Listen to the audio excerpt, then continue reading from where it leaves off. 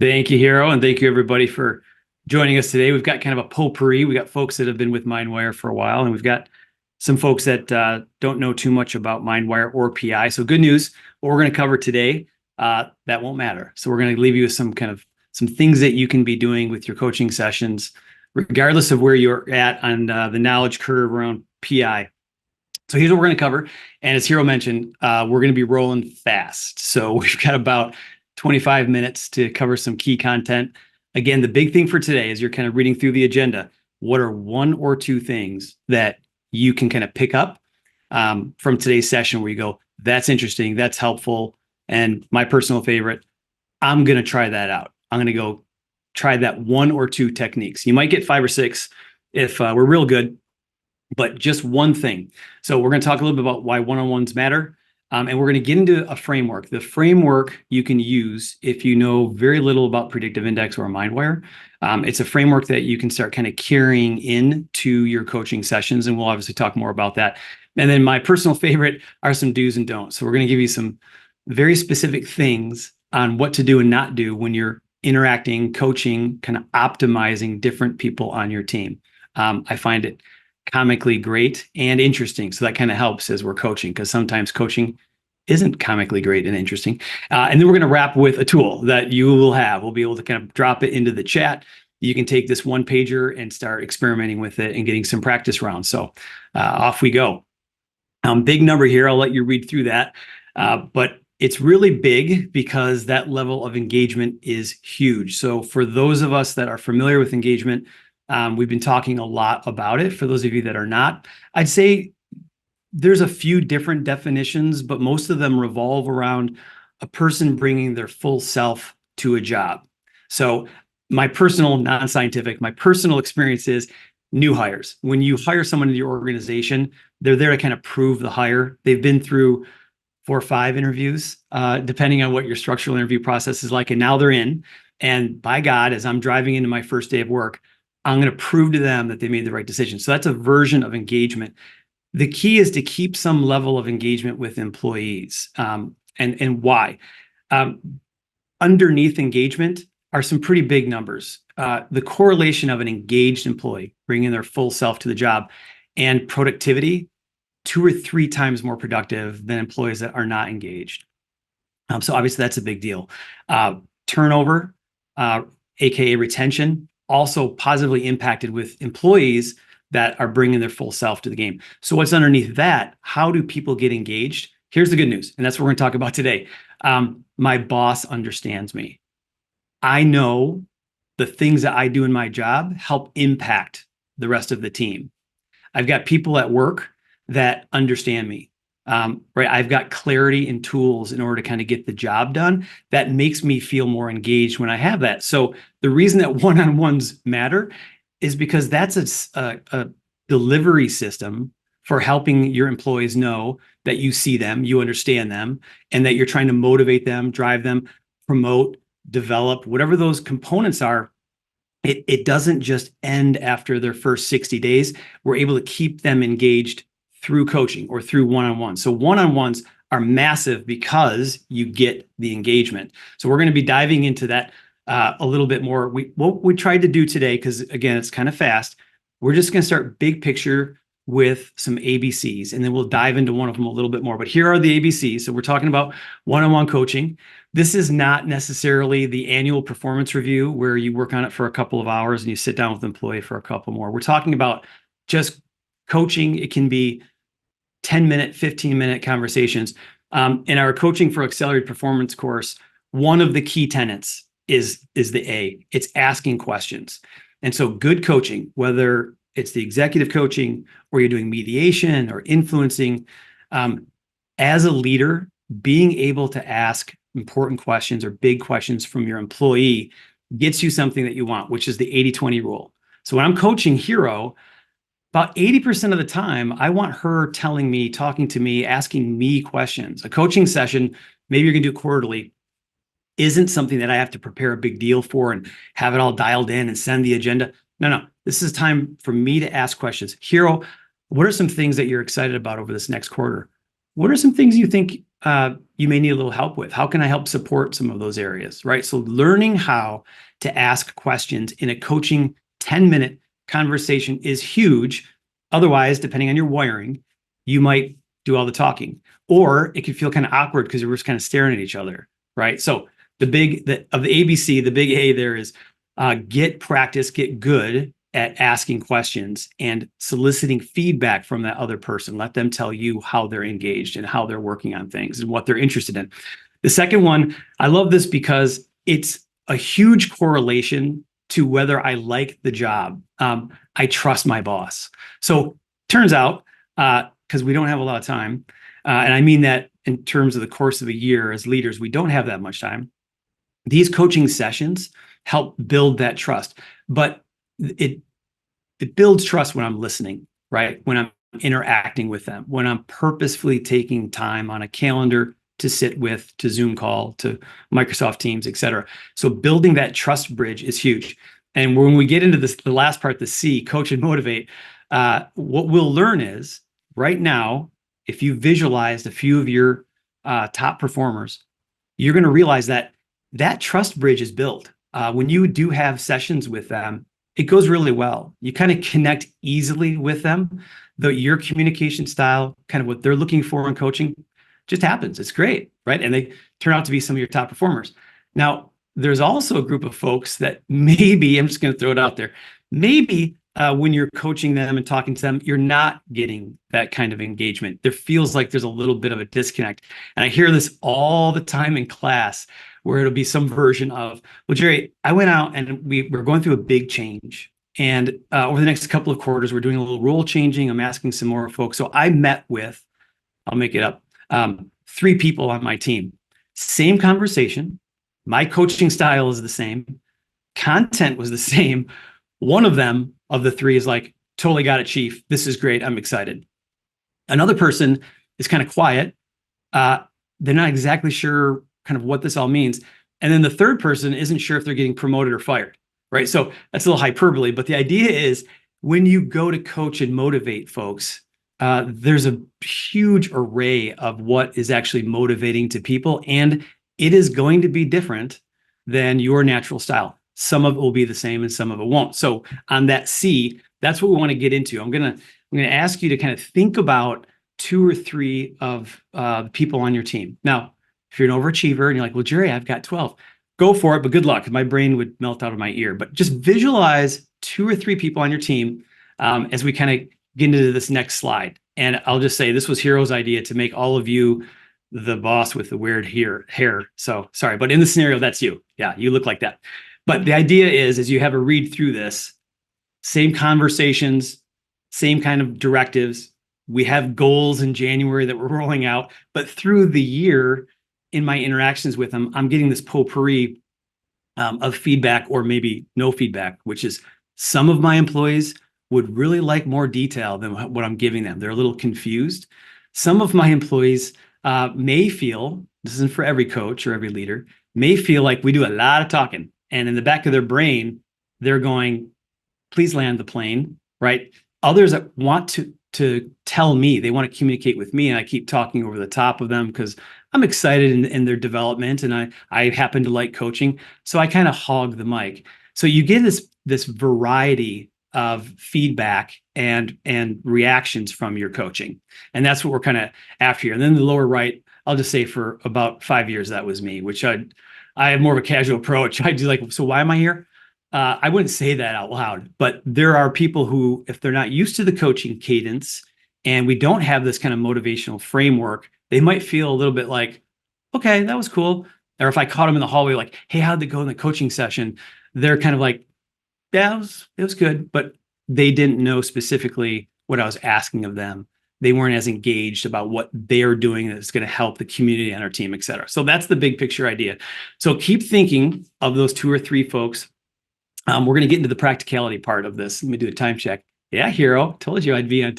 So let's get into some practice here. And what I want you to do is think of those 2 or 3 people while we introduce a couple of characters.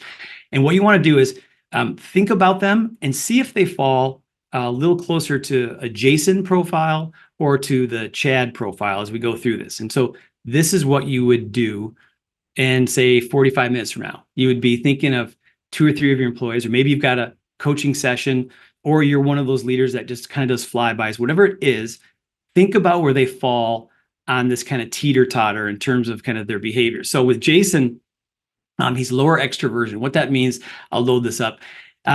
What that lower extroversion means is these are your players that have kind of verbal economy. You might talk to them for like 5 minutes on a super excited idea that you have, and you're like, so what do you think, Jason? And the response is, sounds good. You're like, wow, why are they so, how come they're not as fired up and as engaged as I am? So these are the folks that are a little bit more private, reserved. They have a whole symphony going on upstairs in their head, puzzle solving. They just don't feel the need to go out and communicate it. And in fact, what we find is, and this is for all of us that are a little closer to Chad as leaders, it's less productive for Jason to have me go in and just kind of talk to him about the unicorn farm I want to build. Not that you would do that. And I'm sorry about that, hero. That was years ago. But that's the idea, is there's people on your team that are going to fall into kind of this category. Now let's switch over to Chad. Chad is the opposite. And this kind of helps us as you're thinking of those 2 or 3 employees of yours. You can do it with peers. Which side of the spectrum are they on? So the other side is opposite. It's the talker. It's the person that's naturally persuasive, communicative. They like to talk. They like to work with and through other people. And as I kind of load these up, read them and think about the people on your team. Are they more like Chad, or are they more like Jason? Because what we're going to do next is kind of dive into that a little bit further and give you some techniques. But the extroversion person, typically easier to spot because they're talking, right? They want to connect with you. They're the ones that if there's a happy hour or a team builder, they're like, let's do it. And they're really more productive. And so for those of you that are a leader like Jason, this is going to be a little interesting for you. They're actually more productive when they're talking to you. What? Yeah. So I got to kind of get it out. I want to read your face. I want to know that you like my ideas. Maybe you don't, that's okay. But I want to talk to you about it and know that you understand me and communicate. And depending on how strong my extroversion is, I might do quite a bit of talking. So you can imagine, right? There's some yin and yang here, depending on how your leadership style is. Maybe you're more like Jason or you're more like Chad. Where are those employees? Because that's the key here. As we're coaching, we're trying to optimize our employees. It's a little EQ or emotional quotient here. It's like, I'm self-aware that I might not be the really communicative. I'm a little bit more verbal economy, but my employee really needs me to engage with them and hear them, et cetera, or vice versa. I'm really communicative and talky, chatty person, but my employee, I've actually made them less productive by popping into their office and talking. When I leave, they get to go back to work, right? So there's a yin and a yang to this. The key is knowing where are those employees and then where are you? So let's switch gears a little bit and give you some do's and don'ts. I highly recommend you write some of these down as you're visualizing people on your team. Also, because I won't be able to take your questions immediately here. What about my boss, Jerry? Hero and I talk about this all the time. Like, yes, you should visualize where your boss is on this. Are they a little bit more, right, introspective, noodling stuff, more productive without you yapping, or do they want to talk to you and communicate, et cetera? So very important. So let's talk a little bit about what do we do? I'm going to meet with them for 10 minutes. I now in my brain am starting to differentiate the difference between that high extrovert and that low extrovert. I can feel kind of where I am on that kind of continuum. So let's start with Jason. I love this one. So here's your do's for the rest of your career. When you're able to kind of see the behavior of that person who's more low extroversion, skip the fluff, get to the point. So if you're going to have a conversation with them, get to it. They'll appreciate it. Hero and I work with a person named Gail, who she's like Jason. And one of her favorite things to say when I'm talking, I'm more extroverted, I'm talking and communicating about an idea I have for her. She'll say, land the plane, Jerry, land the plane. I'm like, oh, sorry, because I'm still up here talking about all these awesome things. And she's like, so the point is, so what do you need me to specifically do? Can you help me out? So that's it. Get to the point. And here's another do. Give them time to think. More kind of, less extroverted people like that privacy. They're puzzle solving and they don't need other humans to puzzle solve. So if I can give them a little time to noodle stuff, they're kind of thinking through it without me going, so what do you think? So what do you think? Like, Give them some time. And then here's the don'ts. We find this with our clients when they go through coaching for accelerated performance or any of the trainings. They'll pull if they're low B, they'll pull this up and kind of have this placard that broadcasts that they're low B to help other people know, don't come in here and just talk and ramble about the grill that you built this weekend for 45 minutes because I got an eye twitch, I'm going to pass out. So don't barge in unexpectedly. So for the rest of our careers as coaches, hey, hero, next Tuesday, I want to sit down with you, talk about kind of where you're at, hear a little bit about some help that you might want, and just generally catch up on what's going on. I want you to noodle that a little bit. That's way better than me opening the door and go, hey, I'm the boss. So yeah, yeah, that's the boss move. Hey, I'm the boss. You got 10 minutes?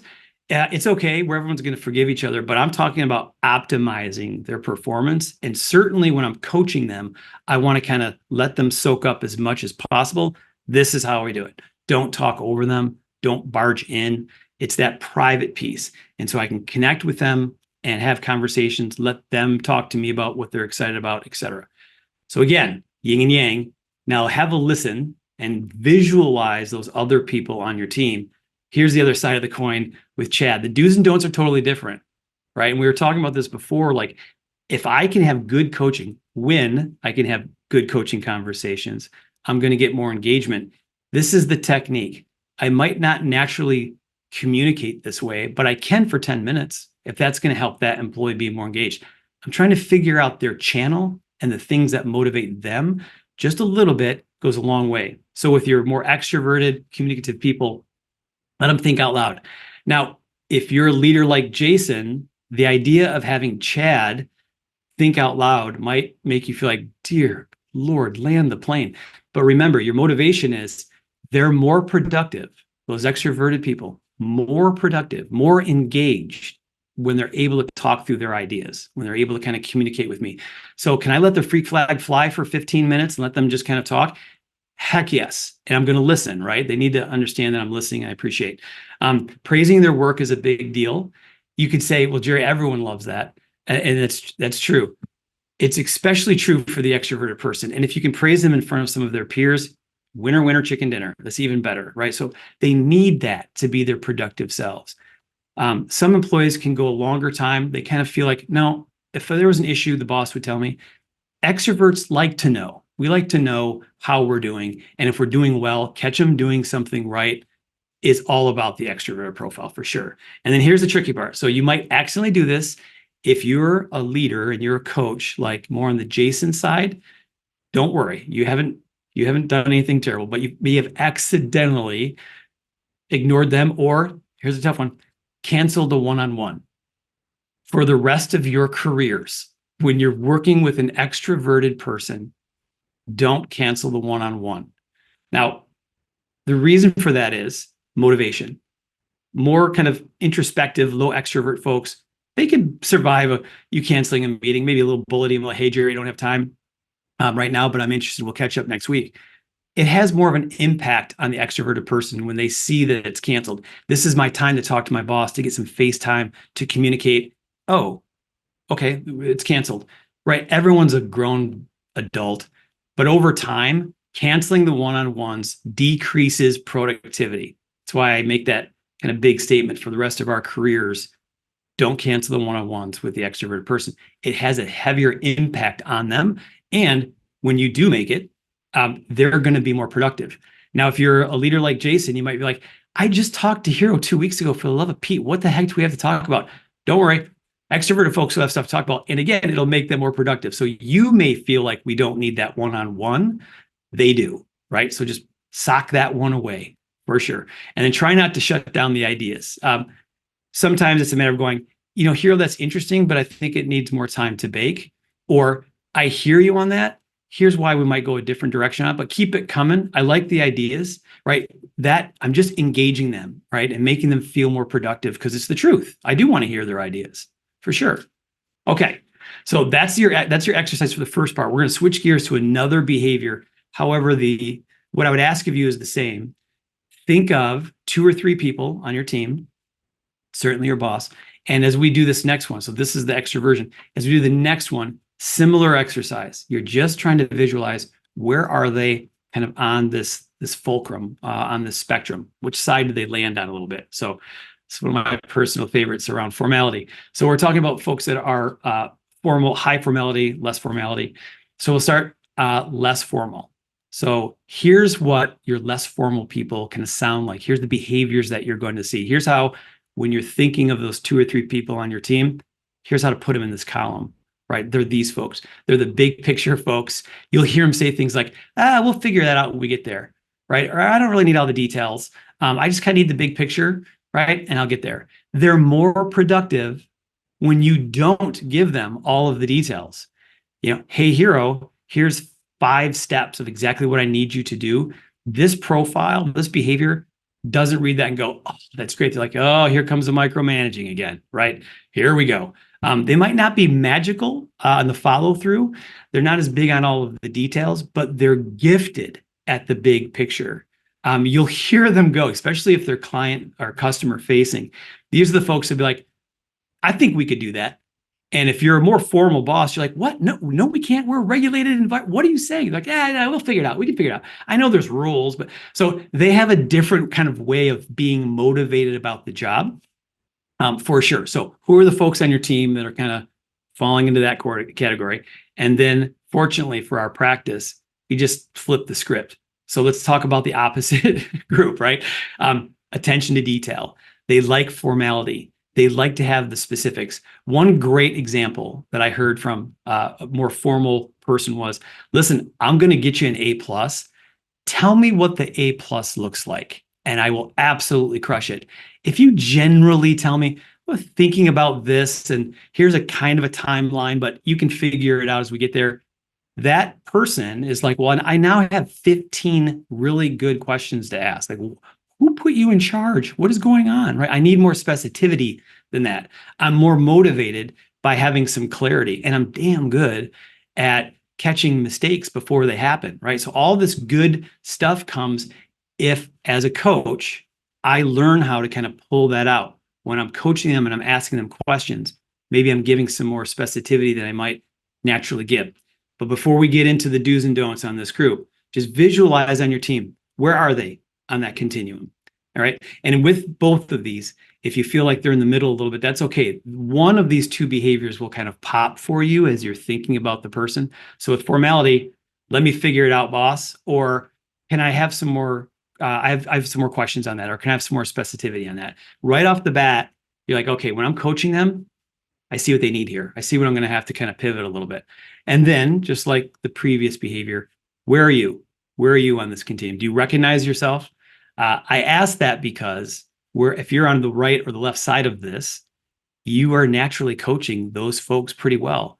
And here's the key. You're probably not super sauce on coaching your opposite. You don't think that way. You don't communicate that way, right? So here's where we start getting into, I got to pivot my style a little bit to get more out of the employee. I'm going to change how I coach them in those 10 or 15-minute sessions. So Gary, I want to give you a time check. We've got 5 minutes left to get through these do's and don'ts and give them the takeaway form. Thank you, Hero. Appreciate you. I totally would. So here's the do's. And thank you, Hero, for high detail formal information. Here's the do's. For those big picture folks, give them the autonomy. Don't tell them all the specific things that they have to do. Here's a great version of it. Just say something like, here's what I need done, and here's the timeline. You'll see on the don't skip the accountability part. Just because they don't love all the details, you need to give them some accountability. So keep a big picture and say, I don't care how you get there, but here's where I need you to be. Don't break these rules and keep me posted. All right, I can handle that, right? I got a little autonomy to figure this out along the way. It's great. Opposite land on your higher formal folks. They're going to want to have very clear expectations. Here's the golden rule for the rest of your career when you're coaching high formality. Get comfortable going, what questions do you have? It's gold. It's gold. Now, your brain might be like, no, I'm fine. I think I'm clear enough. I get the general picture. But the people on your team that are more detail-oriented, ask that question. That's a great way in your coaching one-on-one 10-minute conversation. So Hero, with that, what questions do you have for me? And her answer is going to be, I don't know how you're going to catch up on all these slides in 3 minutes. I'm like, I got it. Don't worry about it. Big picture. Okay. So the last piece for you, and Hero is going to put this in the chat, is this one pager. And it's everything we just kind of covered in the last 25 minutes. But I'm going to walk through it a little bit for you. what we loaded up here, and I think Hero's putting it in the chat right now, so you want to download this. It's this technique. So even after this session, you could pick those 2 or 3 people and kind of pull it up and kind of walk through it a little bit and prep yourself on how you're going to pivot your style and how you're going to motivate this person. And we pick some, like maybe it's a praise and recognition, maybe it's education and delegating. So you'll see up here the general topics for a good 10, 15-minute coaching session. And then the exercise you just visually did, you can do with a little more specificity. My employee is, and then that low extroversion, low extroversion, and high extroversion, low formality, high formality. This is just a version of exactly what we walk through with Jason and Chad, et cetera. And then the big one, and this is key, figure out, are you the same or different in terms of that behavior? If they're more private, reserved, and you're not, that's a great moment to go, ooh, I bet I'm going to have to pivot my style. I'm going to talk less than I naturally would. I'm going to ask more questions than I might naturally, right? And vice versa. Same thing with the formality. When it's the same, you're going to find you flow well in those coaching conversations because that frequency is similar. It's when they're totally different that you can spend a couple of minutes before you go in and go, okay, how should I pivot? And then we gave you some of those do's and don'ts, et cetera, before you go in. So this is your one pager to go try out. Think about that, your employees and the folks that you're going to be coaching. If there's nothing else we do in the next 6-7 months of this year, that's going to have a huge impact on productivity. For sure. It's a form of coaching. Whatever your coaching practice is, get good at having some consistency, whether it's once a month, once a quarter, whatever it is. Doing that absolutely correlates to engagement, and we want all of the goodness that comes from an engaged employee. So this is your technique for kind of getting that wheel moving a little more quickly than it might be moving right now, for sure. Okay, so we've downloaded that. Yeah, hey, I told you, Hero. I wasn't worried. I still have like a whole minute and a half. Yeah. All right. So we are going to open it up to Q&A. So go ahead and load in any questions you've got for us in the chat here. Just to kind of sum up, I know there's a little like audio drop. So to sum up, that form that I posted in the chat is going to be your 1-page cheat sheet to kind of take 1 minute to prep and figure out, based on the scenarios we heard about today, is my employee more extroverted, less extroverted, more formal, less formal, and what's 1, maybe 2 strategies I want to try in my next conversation to help get them more engaged and open up more or share their ideas more. So we got a couple of questions here to get started. The first one was, what about when you're not sure? What if you got like an in-betweener on, the example was extroversion, but someone who you're like, oh, I can kind of see them going both ways. Jerry, what's your response to that? Yeah, there's a 2-step approach. One, my favorite, you should ask them, grab that form and go, hey, I'm trying to make sure that our coaching sessions are kind of, more productive for you. Do you think you kind of lean one way or the other on this? Like, have them read it. When the employees are like, I kind of feel both. That's okay. You're like, okay, I know that I can kind of pivot that a little bit, right? I can be in the middle. Have them read the second one. What you'll find is 1 or 2, they're going to fall on one side or the other of those 2 key behaviors. That's why we picked them. So whenever you're not sure, the strategic retreat to the truth, ask your employee. And employees love it. They're like, what are you doing? Like, I'm trying to make sure we're connecting in a frequency that's more productive for you. So which one sounds more like you, right? It's a great coaching conversation in itself. It's a great question. Great. I love that. And then we've got someone here who does use predictive index with their employees, and they're asking, what part of the predictive index report tells me quickly where they land on extroversion and formality? So what's the real quick lowdown on that, Jared? The real quick lowdown is you look at that top graph and you're going to be able to see the B as in boy or D. And so you can also reach out for a little more detail, like look at that B and D and then reach out to your VP. So we've got, Megan, Mary, Megan, and Matthew. That was almost Irish. Mary, Megan, and Matthew, or Dejan, whoever your VP is, reach out to them and they can help you navigate that as well. But the quick answer is the B and the D will let you know how little or how much of the extroversion and formality they have. Perfect. That's great. Thanks, Jerry. And then we're about on time, but we've got just a few more quick questions. You guys can hang on with us. Yes, you will get a copy of this presentation. We'll email that out to you along with this link so that you can save it for the form. And then what about direct reports who I feel like I'm adjusting my approach, but they're not engaging or more productive? What's kind of the next step after that? Well, first of all, kudos and give yourself some credit for purposefully trying to adjust your style to connect with them, period. If you are a PI client, go to the very last section of that report and you're going to see something that says management strategies.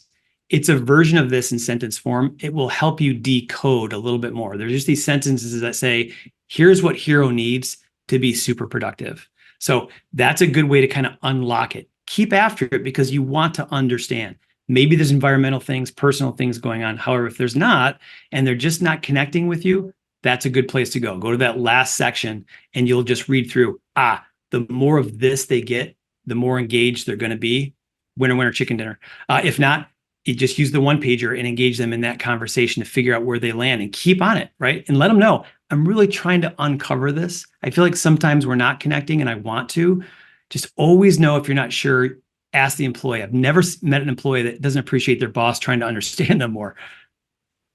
Love that. Really good. Thanks, Jerry. And one final question. I'll put this delicately. Does this work for Gen Zers? Yeah, you nailed that, hero. Tell you, it doesn't. I don't know why. It's in 145 countries, 70 languages. No, it totally does. Absolutely. In fact, the what this is measuring, these kind of behavioral wirings, these motivational needs, is developed at a very young age. So yes. Now there are cultural things we get around the work ethic, expectations, et cetera. But what motivates people develops when we're very young and it stays with us through our life, regardless of what year or continent we were born on. So yes, it does work.